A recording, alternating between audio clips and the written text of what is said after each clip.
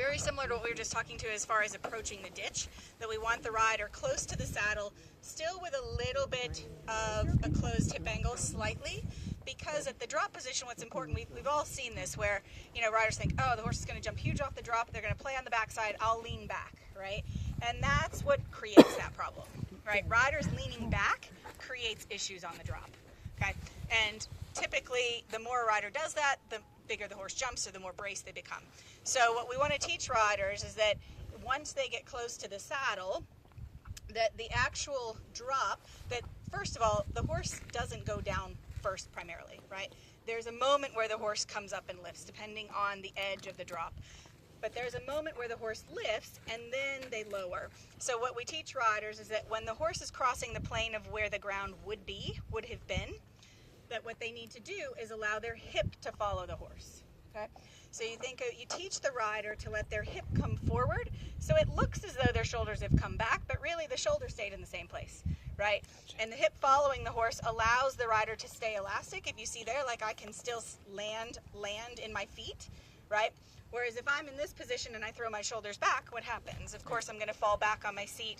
My leg may go out in front, but really then all your balance is on your seat, right? So we want the riders to learn to land with their balance in their stirrups, so they're here, you know, maybe even a little more upright as they come, but then they allow the hip to go forward as the horse crosses that plane, right? And you've seen plenty of horses that jump really big and exuberant at the edge of a drop. That rider needs to allow themselves to stay with the horse through that moment.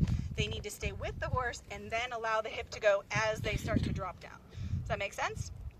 And then you're landing down in your feet, you know, not on the horse's back. That's our goal. So the other piece of that I like to teach, we were alluding to that a little bit with the ditch as far as the rein contact, right? So I think it's really helpful, especially at the lower levels, but even at the upper levels, I like to have riders think about, as they're approaching, allowing their reins to become a little longer, okay? So letting the reins become longer and letting their hand come back. I teach them to put their hands back by their hips as they approach the drop, or you know, something to that effect, so that they start to learn for the levels later on to keep an elastic contact as the horse goes.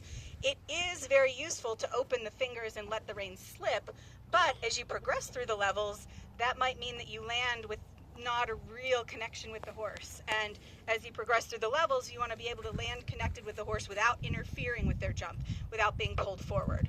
Does that make sense? So that's an easy way that I've found to teach that, is just to tell the rider as they're approaching to allow their reins to become longer, so they bring their hand back. I tell them pinkies near their hip, right?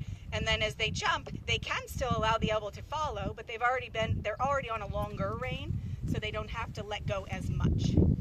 Mary? I just had one comment. Horses are all different. They've got to be able to use their neck. That's what balances them.